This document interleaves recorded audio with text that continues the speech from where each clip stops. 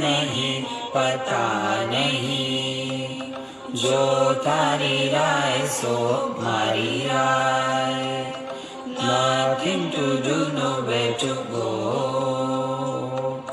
देखो सुनो मत बोलो, wherever whenever whatever you are, be 100% करना टक, किसी को आओ मत कहो, किसी को जाओ मत कहो, ना कुछ पाना ना कुछ खोना।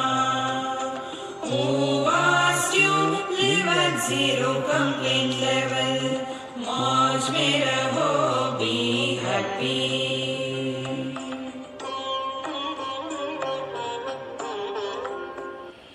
श्री कृष्णा श्री कृष्णा श्री कृष्णा श्री कृष्णा। गुरुर्ब्रह्मा गुरुर्विष्णु गुरुर्देवो महेश्वरः, गुरु साक्षात् परं ब्रह्म, तस्मै श्री गुरवे नमः, तस्मै श्री गुरवे नमः। मृत्यु का प्रसंग लेकर के यह सनत सुजातीय का पहला अध्याय शुरू होता है और फिर ये मृत्यु है या नहीं है इसका चिंतन हुआ। और यदि कहो कि मृत्यु नहीं है तो हमको जो कहते हैं कि सत्कर्म करो तो आप स्वर्ग में जाओगे, दुष्कर्म करो तो नरक में जाओगे, तो अपनी जितनी इच्छाएं इत्यादि पूरी करनी है उसके लिए हमको कर्म करने चाहिए।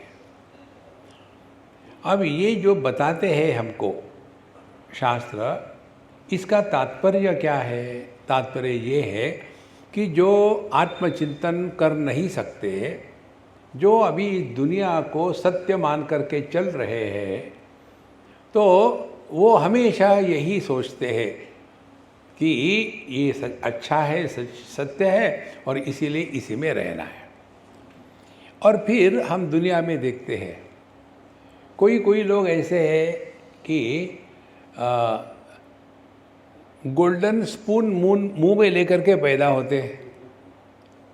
देखो, अब ये जो विविधता है दुनिया में, इसको लेकर के प्रश्न, महाराज ऐसा क्यों होता है? कोई कोई लोग अच्छे होते हैं लेकिन दारिद्र्य ही दारिद्र्य है, जो भी लेते हैं हाथ में वो सफल होता नहीं, क्या कारण है? अब उत्तर तो देना ही पड़ेगा। तो शास्त्र कहते हैं, देखो, सत्कर्म का फल सफलता, शांति और समृद्धि है, और दुष्कर्म का फल जीवन में कष्ट का पहाड़ खड़ा हो जाएगा। अब ये बता दिया तो फिर क्या सोचेंगे हम? चलो मुझे सत्कर्म करने हैं। जब हम सत्कर्म करने लग जाते हैं तो एक जो गलती होती है वो ये है कि मैं कुछ कर रहा हूँ। कल भी आपको बताया था, अच्छाई होनी चाहिए, करनी नहीं चाहिए। देखो, जब हम अच्छाई करते हैं तो उस अच्छाई का अभिमान हो जाता है। इस विषय को लेकर के यहाँ बताते हैं कि जो व्यक्ति अच्छे कर्म करते हैं, बुरे कर्म करते हैं, तो उनको जो पुण्य और पाप मिलता है, क्या ये पुण्य पापों को दबा देता है? तो उत्तर बताया, नहीं है, ऐसी बात नहीं। जो पाप पुण्य करेंगे उनको पाप पुण्य के फल भुगतने पड़ेंगे। लेकिन वही अच्छे बुरे कर्म करने वाला यदि ज्ञानी हो तो उसको अच्छे कर्म के और बुरे कर्मों के दोनों के फल नहीं मिलते। तो फिर ज्ञानी है माने क्या? माने क्रिया हो रही है लेकिन कर्म नहीं हो रहा। देखो, जब तक ये बात स्पष्ट नहीं होती हमको लगता है कि हमको ये करना है वो करना है। ये बात यहाँ कहते हैं 25वें श्लोक में, येषां धर्मेषु विस्पर्धा बले बलवताम इव ते ब्राह्मणा इत प्रेत्य स्वर्गे यान्ति प्रकाशताम। तो जिन्होंने बहुत सारा दान धर्म किया है और अच्छा किया है, लेकिन कंपटीशन के है। देखो, मनुष्य के जीवन में कंपटीशन होनी चाहिए, लेकिन अन्य के साथ नहीं, अपने साथ। Compete with your self. पहले हमको 2-2 मिनट में गुस्सा आता था, अब हमारे कंपटीशन, सभी गुस्सा करते हैं, मैं अकेला थोड़ा ही करता हूँ। नो, पहले हमको 2-2 मिनट में गुस्सा आता था, अब हमको 2-2 घंटे में भी नहीं आता। उसको कहते हैं अध्यात्म। अपने को सुधारने के लिए अध्यात्म है, दुनिया को सुधारने के लिए नहीं। देखो, तो हम इस दुनिया में है किस लिए? जीवन का प्रयोजन स्पष्ट हो। एक बार ये महेंद्र एंड महेंद्र के लिए हमने एक मैनेजमेंट का लेक्चर दिया था लोनावाला में, कैवल्य धाम में। तो सभी जवान लड़के आए थे और हमारा सत्संग हो गया मैनेजमेंट के ऊपर में। उसमें से एक लड़का मुझे कहता है कि स्वामी जी, मुझे पता है कि आप मैनेजमेंट के लिए आए हैं, लेकिन चूँकि आप स्वामी जी हैं, मैं कभी कभी आपको सुनता हूँ यूट्यूब पर। मुझे ये बताइए, what is the purpose of our life? देखो, तो मैंने उसको कहा कि तुम्हारी एजुकेशन लाइन क्या है बताओ। बोले मैं इंजीनियर हूँ। कौन सा इंजीनियर? ईंट पत्थर सीमेंट वाला? बोले नहीं, सिविल इंजीनियर नहीं। फिर सॉफ्टवेयर इंजीनियर नहीं। फिर स्क्रू ड्राइवर वाला? बोले हाँ, मैं मैकेनिकल इंजीनियर हूँ। अब मैं आपको, जैसे ना खग ही जाने खग की भाषा, तो मैं आपको आपकी भाषा में बताऊंगा। तो मैंने कहा कि देखो, मुझे किसी का स्क्रू टाइट करना था। किसी का माने किसी मशीन का, आदमी का नहीं। तो मैंने सोचा आप स्क्रू ड्राइवर ले लूँ। तो वहाँ एक बक्से में 3 स्क्रू ड्राइवर पड़े थे। मैंने उठाया और वो स्क्रू के हेड के नीच में फंसा करके घुमाएंगे, लेकिन उसका जो हेड था वो एग्जैक्टली राइट एंगल नहीं था, ऑब्लिक था। तो लगाओ तो फिसल जाता। तो मैं क्या करूँगा, उसका निकाल दिया। दूसरा स्क्रू ड्राइवर लिया, उसका हेड ठीक हो गया फिट, लेकिन जब मैं घुमाता था केवल हैंडल ही घूमता था, वो डंडा लोहे का वो नहीं घूमता था। क्या करूँ, उसको निकाल दिया। फिर तीसरा स्क्रू ड्राइवर लिया, वो फिट भी ठीक हुआ और जो मुझे मैन्यूवर करना था आई कुड डू दैट।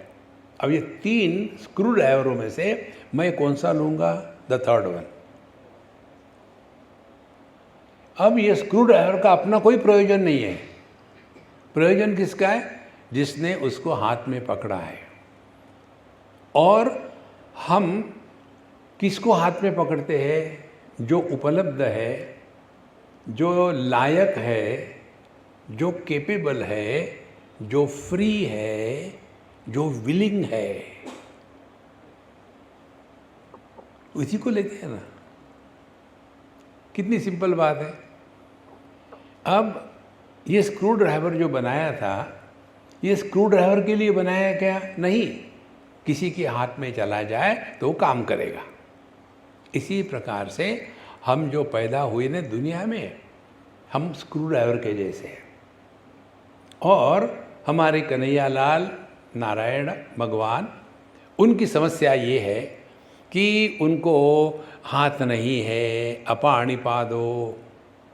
तो वो ढूंढ रहे हैं कोई खाली हाथ है क्या, कि जो स्वार्थ में बिजी नहीं है, दुष्कर्म में बिजी नहीं है, और खाली है और कैपेबल है।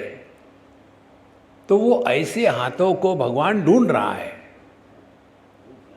और फिर उस हाथों में से भगवान प्रकट होगा। हाथ कुछ नहीं करते, करने वाला मैं है कि परमात्मा है। उनके पास वाणी नहीं है, तो वो ऐसी वाणी ढूंढ रहा है कि जो वाणी स्वात्म प्रशंसा, आत्मश्लाघा और अन्य की बुराई इसी में लगी हुई है। तो ऐसे वाणी से भगवान कैसे प्रकट होंगे? तो भगवान ऐसे वाणी ढूंढ रहे हैं कि जो खाली है। कौन सी वाणी खाली है? देखो, सुनो, मत बोलो, उसमें से प्रभु प्रकट हो गए। और इसीलिए जिसने हमको प्रश्न पूछा था उसको हमने बताया था, ये भगवान की दुनिया को सुधारना नहीं चाहिए। हमने कहा तुमने बनाई है क्या? नहीं। देखो, भगवान स्वयं कहते हैं, उद्धरेद आत्मनात्मानम नात्मानम अवसादेत। तुम यहाँ आए हो अपना उद्धार करने के लिए। फिर दुनिया का क्या होगा? यदा यदा ही धर्मस्य ग्लानिर्भवति भारत, मैं आ जाऊँगा, तुम फिक्र मत करो। देखो, तात्पर्य क्या निकला?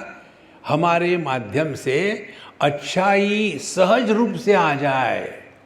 अच्छाई करना नहीं, अच्छाई होनी चाहिए। देखो, इसीलिए यहाँ कहते हैं येषाम धर्मेषु विस्पर्धा बले बलवताम इव। जैसे जो शक्तिशाली होते हैं, शरीर के शक्तिशाली या धन दौलत के शक्तिशाली या उनके वोट्स कितने हैं, उनमें क्या होता है? एक दूसरे के प्रति स्पर्धा होती है। देखो, तो ते ब्राह्मणा इत प्रेत्य, ऐसे जो सत्कर्म करने वाले हैं वे निश्चित रूप से स्वर्ग में जाते हैं, लेकिन क्षीणे पुण्ये मर्त्य लोकम विशन्ति। तो आगे बताते हैं, येषाम धर्मे न च स्पर्धा तेषाम तज ज्ञान साधनम। जिनके माध्यम से अच्छाई हो रही है, वो कर नहीं रहे। जिनके माध्यम से अच्छाई हो रही है, कारण क्या है? उनका ज्ञान, ये उनका साधन है, कर्म साधन नहीं है। देखो, तो कर्म जो करते हैं उसका प्रभाव कहाँ होना चाहिए? देखो, बिल्कुल सिंपल बात है, कोई कठिन नहीं है ये, थोड़ा चिंतन करके समझने की बात है। जैसे हम किसी को नमस्कार करते हैं तो उसका प्रभाव किस पर पड़ता है? जिसको नमस्कार करते उस पर पड़ता है कि जो नमस्कार कर रहा है उस पर पड़ता है? देखो,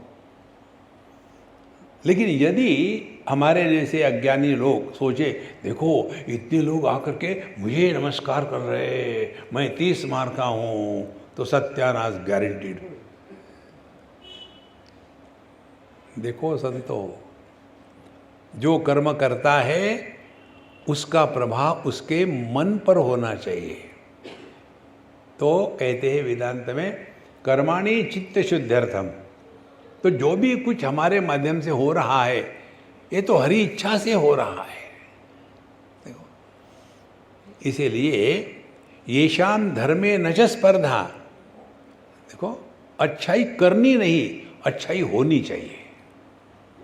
और जब अच्छाई होती है तो उसका व्यक्ति के मन में अभिमान नहीं होता। एक हमारे मित्र है वहाँ मायामी में, पटेल, आपको पता है ना, अमेरिका के जितने भी मोटेल है उनको पटेल कहते हैं। Maximum motels are owned by the Patels. तो उनके हम 1-2 बार गए तो उन्होंने कहा, स्वामी जी मैं हर साल या 1-2 साल में जाता हूँ गुजरात, वहाँ जा कर के ये करता हूँ वो करता हूँ, और मुझे बताइए और मैं क्या कर सकता हूँ। हमने कहा तुम यहाँ रहते हो ना? हाँ। तुम्हारे पास काम करने वाले लोग हैं? हाँ। उनको दो ना, जो तुम्हारे लिए काम कर रहे उनको दो। यहाँ से वहाँ जा कर के एक बोर्ड लगाएंगे नहीं। इसीलिए अच्छाई करना नहीं, अच्छाई होनी चाहिए। तो ये कब होगा? तस् ज्ञान साधनम।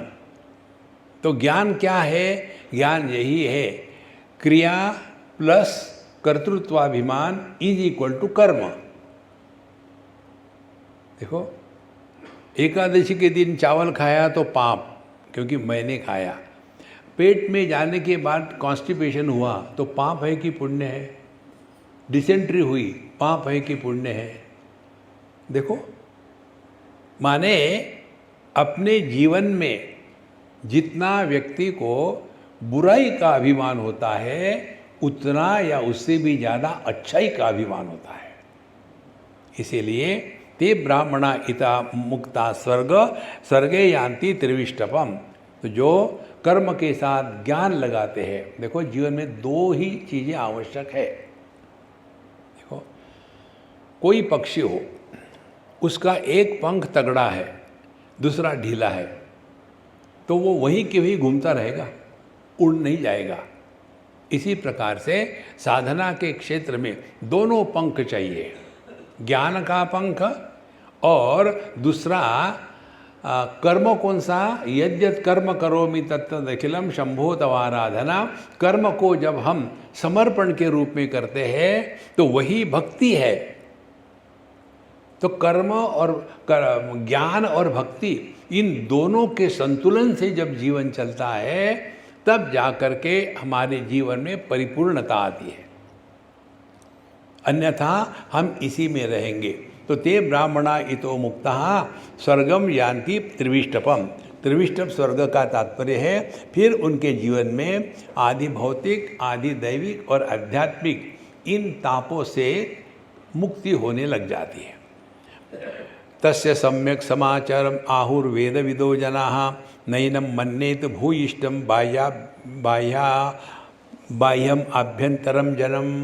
अब ऐसे जो डायनामिक ज्ञानी है, देखो हमारे एक ग्रंथ है, हमारे मनीष जी ने पब्लिश किया है, त्रिपुरा रहस्य।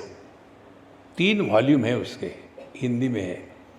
आप लोगों को हिंदी आती है, आप उसको पढ़ो। वो जब मैं लिख रहा था तो ऐसी खुमारी चढ़ जाती है। उसमें शायद 17वें या 18वें अध्याय में ज्ञान की भिन्न स्थितियां बताते हैं। देखो, एक ज्ञान की वो स्थिति है जो पढ़ा करके, लेक्चर दे करके लोगों को ज्ञान बांटते हैं, वो भी ज्ञान की स्थिति है।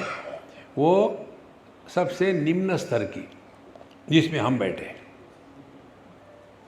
दूसरी स्थिति, जिनका देहात्म भाव खत्म हो गया है, अवधूत, कहीं भी पड़े रहेंगे, कुछ भी खाएंगे। आप देखेंगे ये जितने भी अवधूत होते हैं ना, हम जिनको पागल कहते हैं, उनको रोग नहीं होता, कोरोना उनको नहीं होता, क्योंकि उनके लिए ये स्थूल जगत का अस्तित्व है ही नहीं। एक बार हम हैदराबाद में थे, हमारे मित्र ने कहा, स्वामी जी आपको संतों को मिलने का बड़ा शौक़ है, तो एक अम्मा है, अवधूत है, नग्न रहती है और पता नहीं है कब वो क्या करेगी, तो दर्शन करना है। चलो, हम गए दर्शन करने के लिए, जिनके यहाँ रहती थी वो। तो जब हम गए, संतरे लेकर गए थे, कुछ तो देना चाहिए ना, तो एक थैले में संतरे लेके गए। और वहाँ जाने के बाद जो उनके होस्ट थे, उन्होंने कहा, पता नहीं अम्मा पिछले 3 दिन से सो रही है। किस पर सो रही है? वो लोहे का काट होती है ना, उस पर लोहे के पट्टे ठोके होते हैं, वैसे पर बिना गद्दे के वो सोई हुई है। बोले हम ही ने उनके ऊपर चादर डाली है, वो तो नंगी सोती है। अब पता नहीं कब उठेगी, वो क्या करे, कुछ भरोसा नहीं उसका। तो हमने कहा ठीक है, मैं दूर से नमस्कार करता हूँ। तो मैंने रख दिया उस कमरे के बाहर ही, और जैसे नमस्कार किया उठ के बैठी वो। और वो तेलुगु बोलती है, मुझे तेलुगु नहीं आता। तो मैंने नमस्कार किया और फल दिए। तो मुझे कहा बैठो, तो मैं बैठ गया। फिर एक एक संतरा खोल करके मुझे खिलाने लग गई। 1 खाया, 2 खाया, 1 संतरा खाया, दूसरा खाया, तीसरा खाया, बंद करे ही नहीं। हमने कहा अब नहीं खा सकता मैं। तो फिर बाकी के जो 9-10 बचे थे वो अकेली खा गई। देखो, उसके बाद उठी, वो कपड़े उपड़े फेंक दिए, फिर नंगा धड़ंगा और बाहर निकल गई। हमने पूछा उसको क्या, बोले स्वामी जी कुछ पता नहीं, कब जाती है कब आती है, कौन है कहाँ की है, कुछ पता नहीं। और उन्होंने आपको अपने हाथ से खिलाया है, ये तो लोगों को गालियाँ देती है, आपको खिलाया है। देखो, तो उनको ये भान नहीं है कि मैं इस जगत में हूँ, ये लोग क्या कहेंगे, देहात्म भाव के परे गए। यह सेकंड स्टेज है ज्ञान की, ज्ञान की तीसरी स्थिति, जिसमें ज्ञान की परिपूर्णता है लेकिन व्यवहार में कुशलता है। देखो, इसको कहते हैं रामलीला कृष्ण लीला। व्यवहार में रहते समय हमको व्यावहारिक ही होना चाहिए, अन्यथा बाबा जी बन करके भटक रहे, ऐसी बात नहीं है। इसीलिए तस्य सम्यक, ऐसे जो ज्ञानी होते हैं, तीसरे प्रकार के ज्ञानी, तो तीसरे ज्ञानियों का वर्णन भगवद गीता के 18वें अध्याय में आता है। ब्रह्मभूत प्रसन्नात्मा न शोचति न कांक्षति। यदि हम अपने स्वरूप में निष्ठावान है तो भूत का बोझा ढोते नहीं और भविष्य की चिंता को सॉल्व करने का प्रयत्न नहीं करते। फिर क्या हुआ, वर्तमान में है 100% वर्तमान में रहना, यही अध्यात्म की पराकाष्ठा है। और फिर अपने स्वरूप में रहते हुए भी समः सर्वेषु भूतेषु, सबके प्रति जो समत्व है, समत्वम योग उच्यते, ये समत्व में स्थित होकर के फिर हमारे जो जो कर्तव्य है वो करते रहो। देखो, ये भिन्न भिन्न स्टेजेस में से हमको समझना है। परमात्मा मुख्यात्मा, एसेंशियल सेल्फ, वही परमात्मा जब देह के साथ तादात्म्य करता है तो उसको गौणात्मा कहते हैं।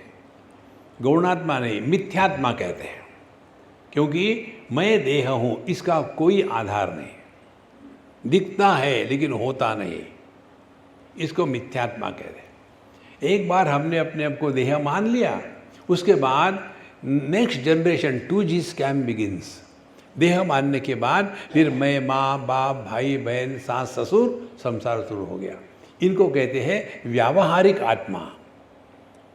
और चौथा आत्मा है, हम सपने में अच्छे बुरे सपने देखते हैं, वहाँ जो प्रातिभाषिक आत्मा है वही परमात्मा उसको भी प्रकाशित कर रहा है। कितने हो गए देखो,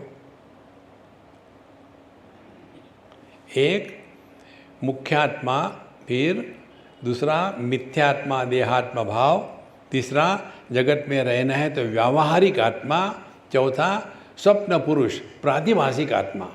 अब नेक्स्ट स्टेप समझ लेना, जो व्यावहारिक पुरुष है उसने अपने सपने के बारे में सोचा तो क्या सोचेगा वो, नहीं यार सपना था भूल जाओ इसको।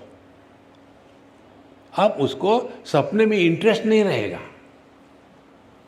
अब हमको और आगे जाना है। जब ये व्यावहारिक आत्मा माने हम जो कुछ बने हैं, इसके हृदय में जब तत्व के प्रति आकर्षण हो जाता है, देखो, तब उसका नया जन्म है। देखो, और ये जो है यह अखंड रहता है। देखो, और जो व्यावहारिक आत्मा है वो खत्म हो जाएगा। ये जो आपका, हमको जो माँ बाप ने देह दिए है वो मरने के लिए दिए, जीने के लिए नहीं दिए। मरना ही है इसको एक दिन। लेकिन जब हमारे हृदय में तत्व के प्रति जिज्ञासा जागृत हो जाती है, वह जो मैं है वो कभी मरता नहीं। और ये हमको प्राप्त होता है मैं सत्संग के द्वारा। तो ऐसे जो साधु संत है, अब उनका जगत में व्यवहार कैसा होता है ये बताते हैं। तस्य सम्यक समाचारम आहुर्वेद विदो जनाः नैनम मन्येत भूयिष्ठम बाह्यम आभ्यंतरम जनम। देखो, जो इस प्रकार से अपने स्वरूप में निष्ठावान है, उनका व्यवहार कैसा है? देखो, वो ना तो उनके लिए कोई अपना है बाह्य अभ्यंतरण, ना तो कोई पराया। उनके लिए मैं अरु मोर तोर तय माया ये चक्कर नहीं है। और वे कैसे हैं, उनका समाचार कैसा है? जब जहाँ जो करणीय है वो वहाँ करेंगे, लेकिन उसमें फंसेंगे नहीं। यही बात हमारे हैप्पी मंत्र में है, wherever whenever whatever you are be 100%। उस मंत्र को यदि आप हृदय में उतारो ना समझदारी से, तो आपकी जितनी समस्या है संसार की, वो अपने आप डिसॉल्व हो जाएगी। याद रखना, problems can not be solved, they have to be dissolved.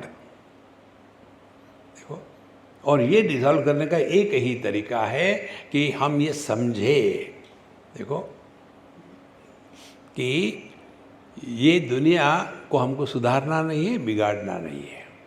फिर हम जो कुछ कर रहे हैं उसके द्वारा हमको हमारा मन शांत रहे और प्रभु का स्मरण बना रहे। इसलिए उनका उन ग्रेटनेस कोई रिकॉग्नाइज करे या ना करे, उनको उससे कोई मतलब नहीं। ऐसे अनेक साधु संत थे कि जिनके घर वाले उनको तिरस्कार करते थे।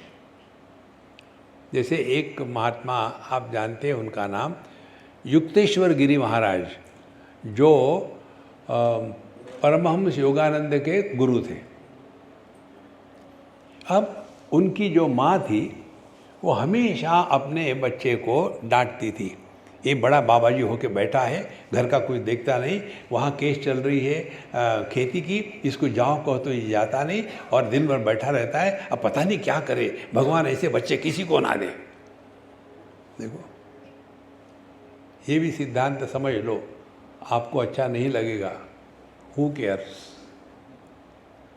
देखो, कोई माँ है, इसका अर्थ ये नहीं है कि वो योग्य है। देखो, स्पष्ट समझ लो, पहले वो स्त्री है, फिर वो माँ है। लेकिन कितने घरों में हमने देखा है, ये माता पिता अपने बच्चों के जीवन में दखल लेते हैं और सब धंधा शुरू हो जाता है। इसीलिए हमको इस जगत में ज़्यादा किसी में इन्वॉल्व नहीं होना, यही साधु संतों का लक्षण इस ज्ञान के द्वारा हमारे जीवन में आ जाता है।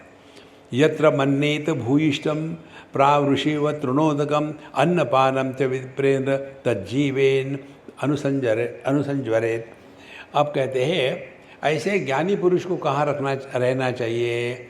जहाँ यत्र मन्येत भूयिष्ठम, जैसे जहाँ बारिश होती है वहाँ घास पेड़ पौधे भरपूर होते हैं, इसी प्रकार से जहाँ खाना पीना रहना इसको लेकर के परेशानी नहीं हो, ऐसे स्थान पर रहना चाहिए। जंगल में जाकर के पेड़ के नीचे रहना यह अध्यात्म नहीं है। ये हम आपको कौन सी हिसाब से बता रहे? हम काफ़ी घूमे हैं दुनिया में, विशेष करके बाबा जियों के संगत में।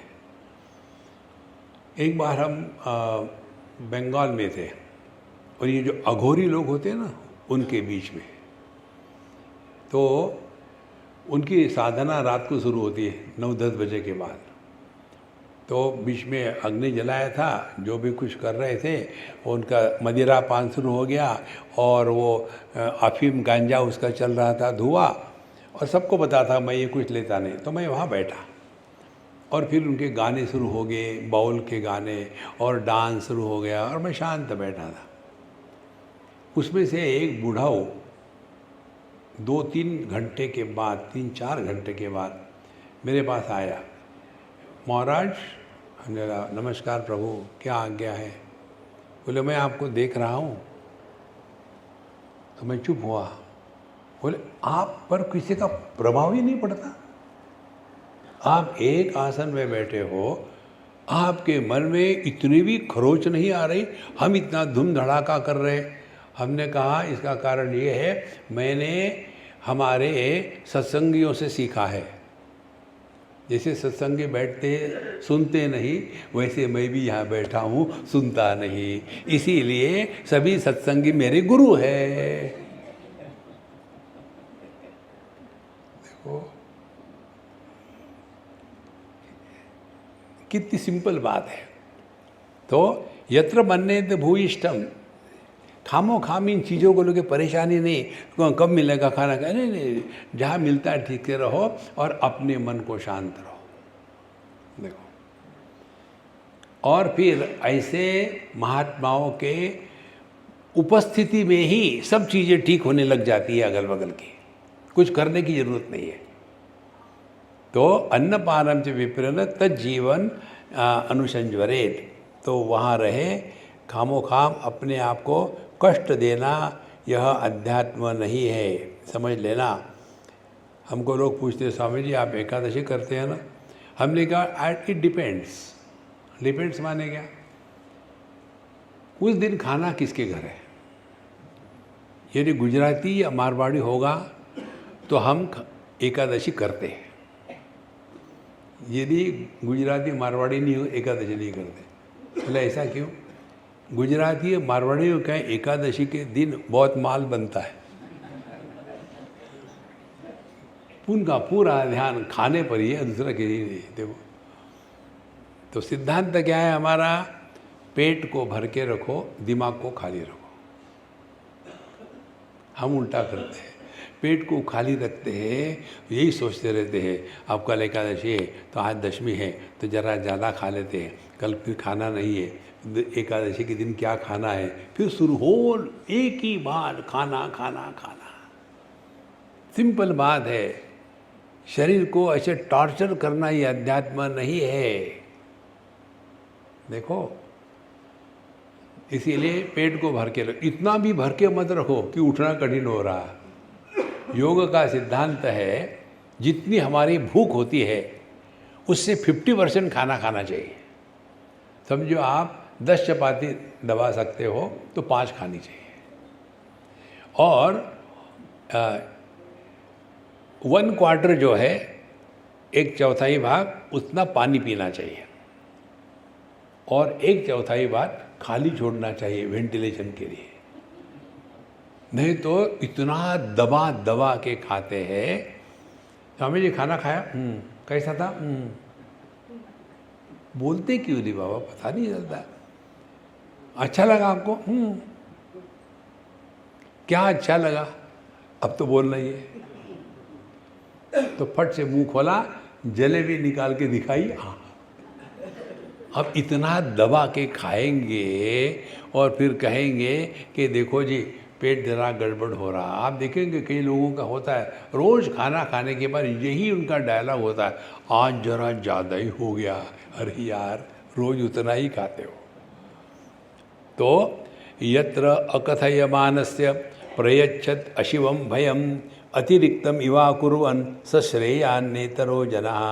देखो जिस जगह, जिस स्थान में, जहाँ जिस सोसाइटी को ले लो आप, जहाँ ज्ञानी व्यक्ति शांत है, ठीक, और फिर भी कई लोग उसको गाली देंगे, उसको तकलीफ देंगे, उसका अपमान करेंगे, देखो किसी को कोई रिस्पेक्ट नहीं मिलेगी, ऐसा स्थान साधक के लिए योग्य होता है। देखो ये बात मुझे हमारे गुरुदेव ने बताई थी, बहुत पुरानी बात है। उस समय मैं छोटा ही था, तो उन्होंने कहा कि महाराज मुझे बताओ मैं क्या साधना करूं। उन्होंने मेरी तरफ देखा, कहा ऐसे करो, अच्छे कपड़े नहीं, फटे फूटे कपड़े पहन लेना, किसी मंदिर के बाहर जाके बैठना, और पहले ही पंडित जी को 100 रुपये दे देना। बोला मैं वहाँ बैठूंगा, बाद में मुझे खाना दे देना। और वहाँ ऐसे बैठे रहो, अनक्लेम्ड। देखो, लोग जाएंगे और ताने कसेंगे, जवान लड़का है, भीख मांगता है, शर्म नहीं आती। ऐसे को तो पुलिस ने डंडे से ठोकना चाहिए। ऐसे सब वाग बाण आप पर आएंगे। उस समय अपने मन को देखो। देखो, आदर का सहन करना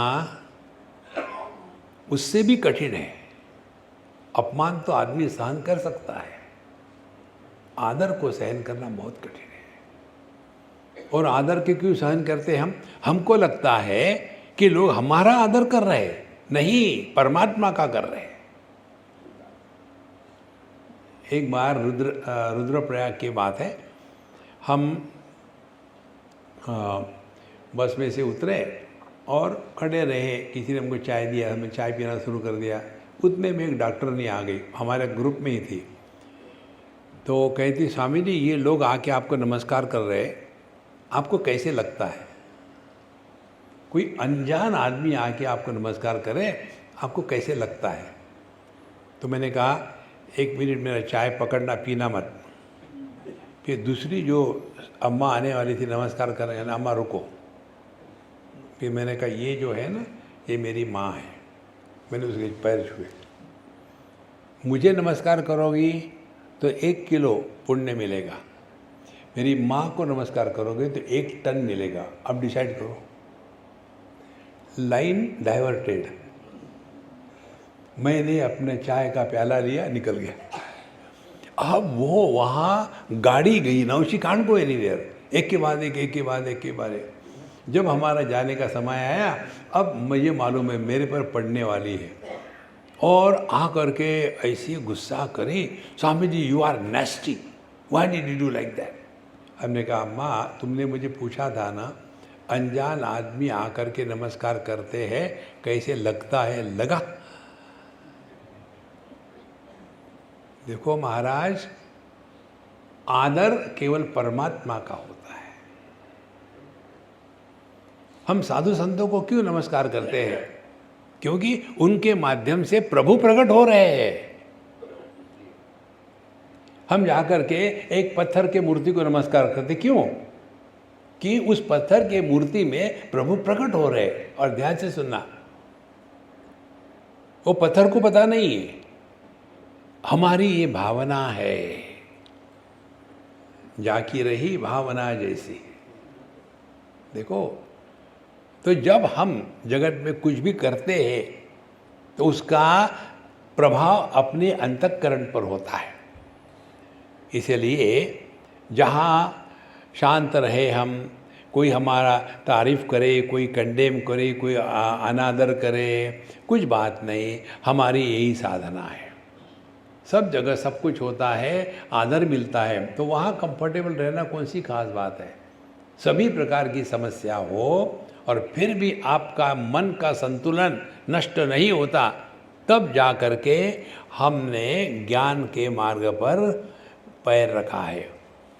यो वा अकथयमानस्य ह्यात्मानं न अनुसंज्वरे ब्रह्मस्वं नोपहन्याद्वा तदन्नं सम्मितं सदाम। कहते अपने आप को, जो शब्द है अकथयमानस्य ही आत्मानं न अनुसंज्वरेत, अपने आप को कोसो मत, अपने आप का इंसल्ट नहीं करना है। जितना हमको अन्य का आदर करना है उतना ही हमको सेल्फ रिस्पेक्ट होना चाहिए। यही भगवत गीता में अर्जुन की समस्या थी। कार्पण्य दोषोपहत स्वभाव, अपने ऊपर तरस खाना ये भगवान का सबसे बड़ा अपराध है। देखो, इसीलिए लोग कुछ भी कहेंगे, अच्छी बुरी बात, कोई बात नहीं, लेकिन आप उसके कारण अपने आप पर कोसो मत, दुखी मत होना। यही स्पिरिचुअल प्रैक्टिस है। और जहाँ ब्रह्मस्व नोपहन्यात् व तदन्नं सम्मतं सदाम, और फिर वहाँ हमको जिस प्रकार से खाना मिलेगा खाना खाओ, नहीं खाना है तो चले जाओ। इस प्रकार से जगत में रहते समय यह ज्ञानी पुरुष रिएक्शन नहीं करता। नित्यम अज्ञातचर्या में इति मन्येते ब्राह्मणः ज्ञातीनां तु वसन मध्ये नैव विन्देत किंचन। नित्यम अज्ञातचर्या, ये बहुत महत्व का शब्द है। हमारी साधना पब्लिक में नहीं होनी चाहिए। इसको हमने भिन्न शब्दों में कहा। अध्यात्म माने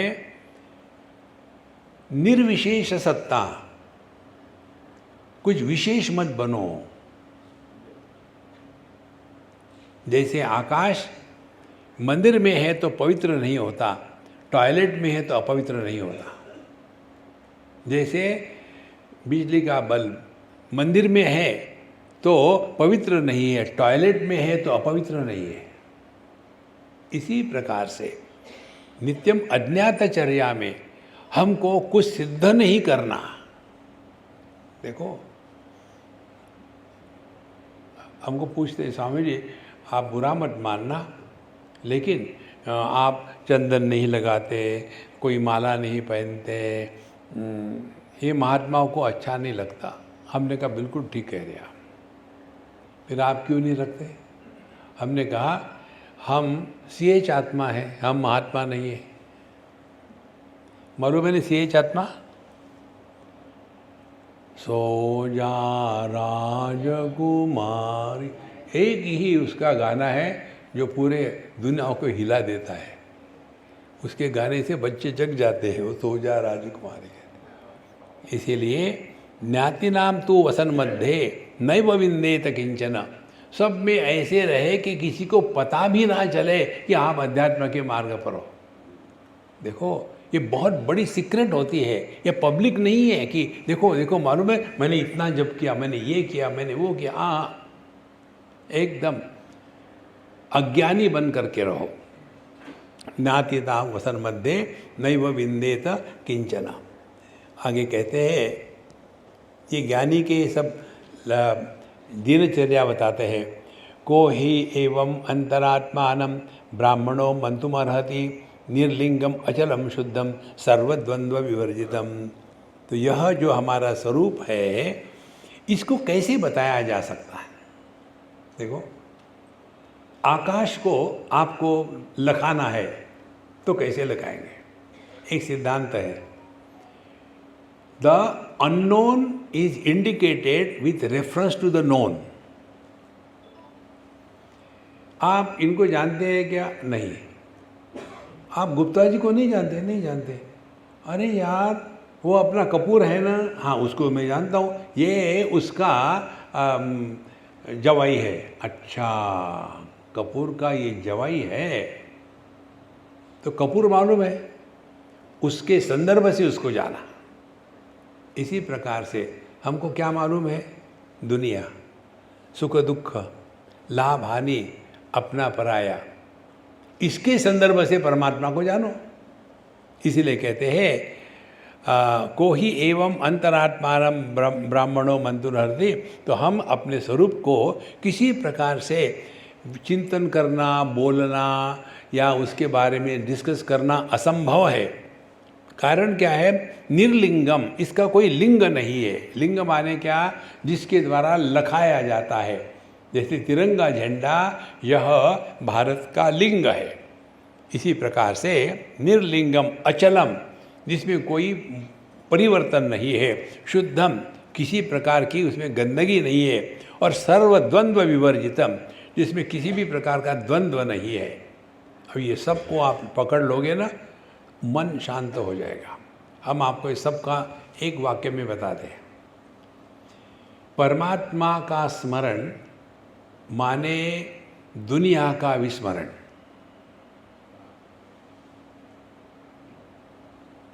क्योंकि परमात्मा मन बुद्धि चित्त अहंकार इनका विषय नहीं है।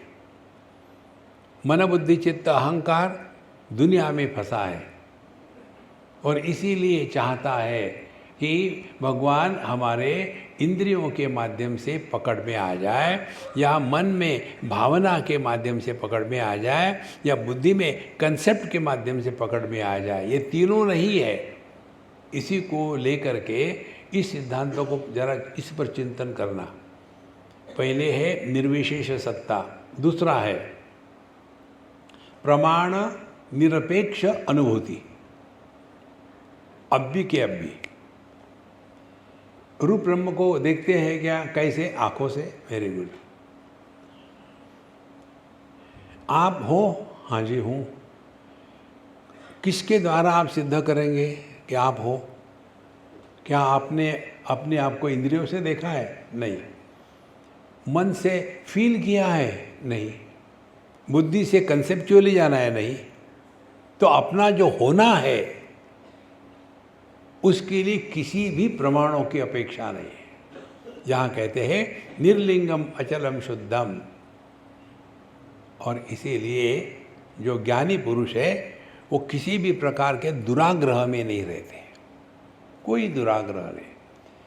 गंगा गए तो गंगा जी में डुबकी लगाओ, नर्मदा गए तो वहाँ डुबकी लगाओ, कुछ फर्क नहीं पड़ता। नहीं तो फिर हम वहाँ ग्रुप बना लेते हैं। इसीलिए निर्लिंगम अचलम शुद्धम सर्वद्वंद्व विवर्जितम, ये अपना स्वरूप है। हाँ, अब ये जो 33वां श्लोक है ये हमारा मोस्ट फेवरेट श्लोक है इस ग्रंथ का। अन्यथा संतमात्मानम अन्यथा प्रतिपद्यते किम तेन न कृतम पापम चोरेण आत्म अपहारिणा। हमको पाप जो समझ में आता है ना वो घटिया पाप है। मैं सुबह में बिना स्नान किए मैंने खाना खा लिया, पाप हो गया। फिर मैं सुबह में भगवान को नमस्कार नहीं किया, वैसे ही चला गया बाहर, पाप हो गया। मैंने बड़ों का उनके सामने उल्टे शब्दों में बात किया, पाप हो गया। ये KG1 KG2 की पाप है। देखो दूसरा पाप क्या है? दूसरा पाप ये है कि हमने किसी को अच्छा बुरा कहा, कहना नहीं चाहिए, पछतावा, ये पाप है। अब असली पाप क्या है यहाँ बताते हैं।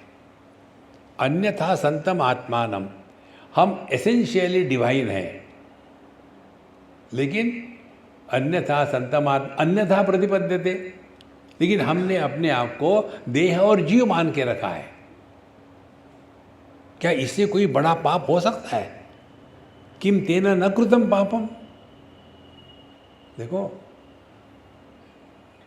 और कौन है ये? आत्मा पापा चोरेण आत्मा अपहारिणा, उसने चोरी करी है। किसकी चोरी करी है? देह किसी ने बनाया, हम वहाँ एनक्रोचमेंट कर लिए और पकड़ के बैठे हैं, देह मैं हूँ। देखो, इसे बड़ी चोरी, ये चोरी नहीं, ये डकैती है। देखो संतो, देह पर हमारा कोई अधिकार नहीं है।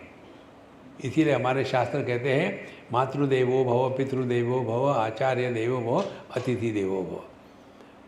तो जब तक देह के रूप में रहते हैं तो अपने अपने कर्तव्य करें, लेकिन ये याद रखें कि असल में देह हम में है, हम देह में नहीं है।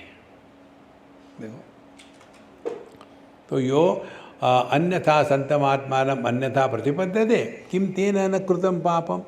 ये छोटे मोटे पापों के चक्कर में मत रहो, इसकी कोई गिनती नहीं है। शिव जी को आपने तुलसी पत्र चढ़ा दिया, पाप हो गया। एकादशी के दिन आपने चावल खाया, पाप हो गया। देखो, मंदिर में गए बिना नहाए, पाप हो गया। ये ठीक है अपनी जगह में, लेकिन असली पाप क्या है? हम साक्षात परमात्मा स्वरूप है और इस दुनिया में भिखारी के जैसे रहते हैं। इससे क्या बड़ा पाप हो सकता है?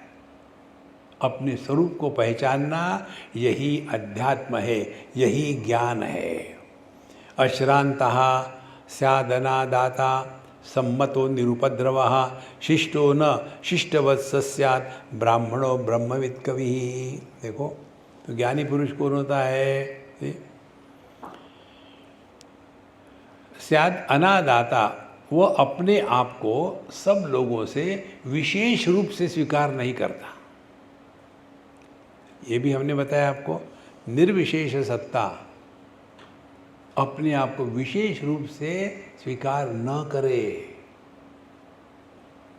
जहां हमने विशेषता चढ़ाई, एक उपाधि और चढ़ गई और उसी में फंसे।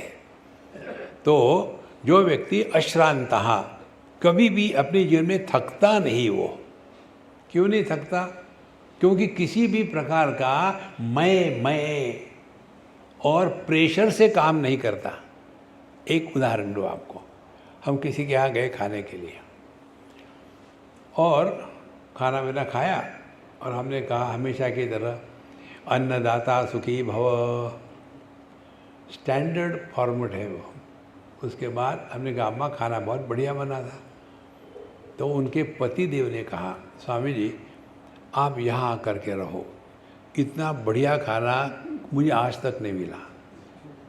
आप आ गए तो इतना बढ़िया खाना बना, आप हमारे यहाँ रहो। हमने कहा मैं रहूँगा तो मेरा हाल तुम्हारे जैसा ही हो जाएगा। तो फिर अम्मा ने कहा स्वामी जी वो जो कहते हैं ठीक है, इतना बढ़िया खाना मेरे हाथ से कभी नहीं बना, पता नहीं कैसे बना। हमने कहा चिंतन करो, तुम मुझे पिछले 4-5 साल से बुला रहे थे लेकिन बन नहीं रहा था, अब इस समय आ गया। तो जब तुमको पता चला कि अब स्वामी जी आ रहे हैं खाने के लिए, तो तुमको दिमाग पर प्रेशर था, टेंशन था कि खुशी थी? बोले मैं इतनी खुश हो गई थी कि जैसे पगला गई थी। तात्पर्य, जो कार्य करने में आपको थकावट महसूस नहीं होती वो परमात्मा है। थकावट ये प्रकृति का धर्म है, परमात्मा का नहीं। प्रकृति में ही विकृति आती है, परमात्मा में नहीं आती। तो इसलिए अश्रांत जो ज्ञानी पुरुष है, ये देह मन बुद्धि इनके जो धर्म है अपने पर नहीं लाद लेता। और उसके बाद कहते हैं कि सम्मतो निरुपद्रवः, और उसके बाद वो किसी के लिए उपद्रव नहीं और किसी के उपद्रव से जो प्रभावित नहीं होता। शिष्टो न शिष्टवत् स्यात्, असल में वो समझदार है लेकिन एकदम ऐसा साधारण जीवन जीता है। ब्राह्मणों ब्रह्मविद कवि, क्योंकि उसको अब किसी के सामने कुछ सिद्ध नहीं करना है। देखो महाराज, ये इतनी महत्व की बात है। लोगों ने कहा आप अच्छे हो, इसीलिए हम यदि अच्छे हैं तो हमारी खुशी दूसरे के जेब में है। हम किसी के कहने के कारण परमात्मा नहीं है, हम परमात्मा स्वरूप है। देखो, तो शिष्टो न शिष्टवत् स्यात् ब्राह्मणो ब्रह्मविद कवि। इसीलिए जो व्यक्ति किसी भी प्रकार से अपने मन के शांति को नष्ट नहीं होने देता, वही ज्ञानी पुरुष है। अच्छा,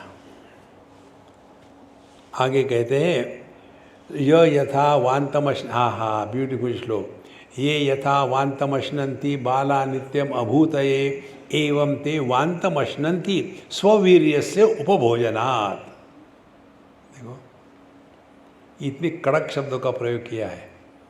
छोटा बच्चा जब उल्टी करता है तो उसको समझ में नहीं आता कि उल्टी को चाटते नहीं ना। आप देखेंगे ना, छोटे बच्चे अभी दूध पी रहे हैं माँ का, तो कई बार लेते एकदम उल्टी आ जाती है तो थू थू नहीं करते, फिर लेकर के फिर चाटने लगते हैं। इसी प्रकार से कहते हैं नित्यम अभूतये एव ते वान्तम अश्नन्ति। तो जो व्यक्ति स्ववीर्यस्य उपभोजनात्, अपनी तारीफ क्या कर दी दुनिया ने, फिर हम खुश हो गए। देखो दुनिया कैसी है, जो आज आपके दोस्त है वो कल दुश्मन बनेंगे, जो आज आपके दुश्मन है वो कल दोस्त बनेंगे। कि दुनिया ऐसी ही है, ऐसी ही रहेगी। दुनिया में जैसा योग्य है रहे, लेकिन अपना ध्यान प्रभु चरणों में रहे। हमको दुनिया छोड़ के कहीं नहीं जाना है। अपने जीवन के प्रणाली में कोई बदल नहीं करना है। बदल करना है हमारे विचारों की प्रक्रिया में। और विचारों की प्रक्रिया का बदल क्या है? दुखेषु अनुद्विग्न मनाः सुखेषु विगत स्पृहाः वीतराग भय क्रोधाः स्थितधि मुनि उच्यते। जगत में सुख दुख आएंगे जाएंगे, उसके प्रभाव से अपने आप को मुक्त रखना है। नहीं तो हर जगह मैंने ये किया, मैंने वो किया, मेरी ये डिग्री, मेरी वो डिग्री, उसका कोई मतलब नहीं है। देखो महाराज, ये बिल्कुल सिंपल बात है। We should remain in this world unclaimed. देखो, तो जितनी विशेषता हम त्याग देंगे, उतने हम अपने स्वरूप के पास है। अनाढ़्या मानुषे वित्ते आढ़्या वेदेषु ये द्विजाः ते दुर्धर्षा दुष्प्रकम्प्या विद्यांतान् ब्राह्मणस्तनुम्। अनाढ़्या मानुषे वित्ते, उनके जीवन में भौतिक संपत्ति हो ना हो, अनाढ़्या मानु, और आढ़्या वेदेषु ये द्विजाः, लेकिन जहाँ तक के ज्ञान की बात है, उनके निष्ठा ज्ञान में दृढ़ है। ते दुर्धर्षा दुष्प्रकम्या, तो वो कैसे है? उनको जीवन में जगत में कोई भी नहीं जीत सकता। क्या जीतते? हमको विषय जीतते हैं, कामना जीतती है, अपना पराया जीतता है। यही संसार में हमारे सबसे बड़े दुश्मन हैं। इसलिए दुष्प्रकम्या विद्यांतान ब्राह्मणस्तनुम, इसलिए वो बिल्कुल सहज हो गए, सरल हो गए।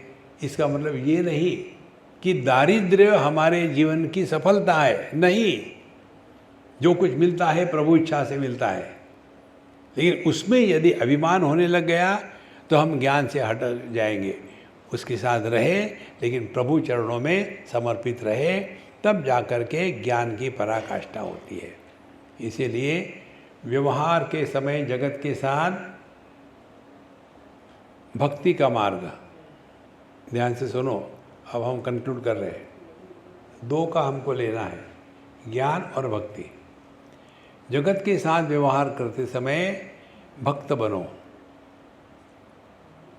और अपने साथ व्यवहार करते समय ज्ञानी बनो। भगवान शंकराचार्य का एक ग्रंथ है सदाचार, उसमें ये विषय आता है।